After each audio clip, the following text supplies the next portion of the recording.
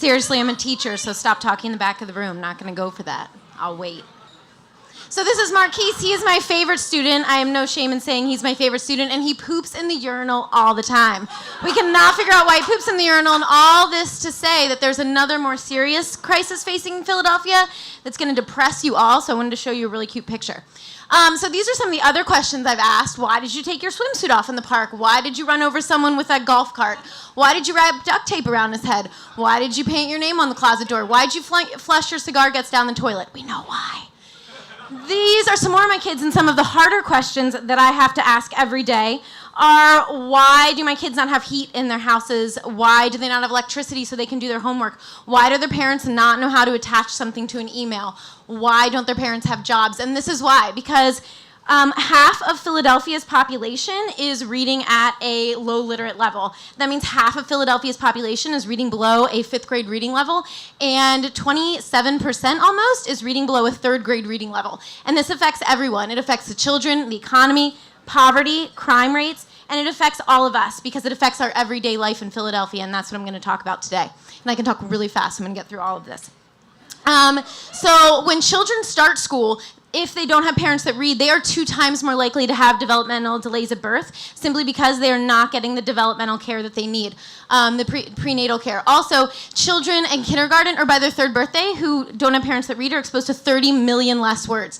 By the time they get to kindergarten, they're already 12 to 14 months behind because of the fewer words they are heard, and because they're 4 times more likely to be absent from school because their parents don't have transportation, they don't have solid housing because they don't have jobs. By the time they're in 3rd grade, they're reading at 2 to 2.5 years behind, which causes 50% of the high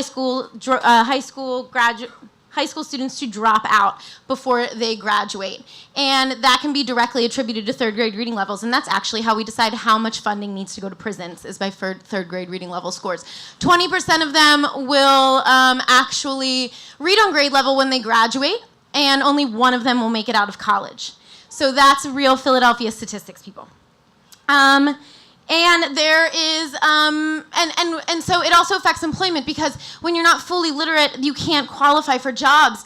And right now, we don't have a literate population. And so 90% of our people who can't read cannot qualify for any job in Philadelphia. This has caused extremely high poverty.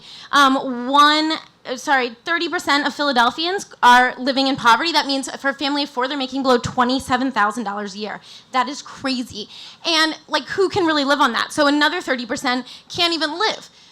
So this is costing us $370 million a year in taxes, tax loss of business spending, and just people generally who are low literate, who are not able to spend anything in our businesses, and who are using subsidies.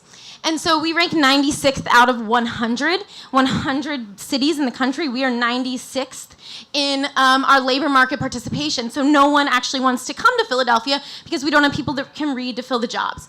And so we have 250,000 ex-offenders living in our society, 70% in Philadelphia, 70% of which read below a 5th grade reading level, and 50% of which read below a 3rd grade reading level, because if you can't read, you can't get a job, and then you end up selling drugs, and et cetera, et cetera. But this guy, his name is Brian, and it took him almost 12 years to pass his GED, and he did it, and now he's a full-time student at the University of Philadelphia. And my place, the Mayor's Commission on Literacy, has helped that happen. So we need to help the Mayor's Commission on Literacy. If you invest $5,000 of your money, you're ensuring that someone is going to get a job, and you're also ensuring that there's about $6,750,000 that are going to go back into Philadelphia's economy and spending.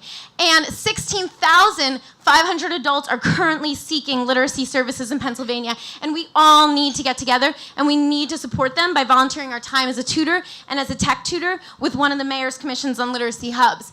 This means if we are able to do this, we will have increased commerce, stable families, less crime in our cities, reduced dependency, way better education system because we have parents that can read, safer neighborhoods, job growth, and a better quality of life for every single citizen in our city.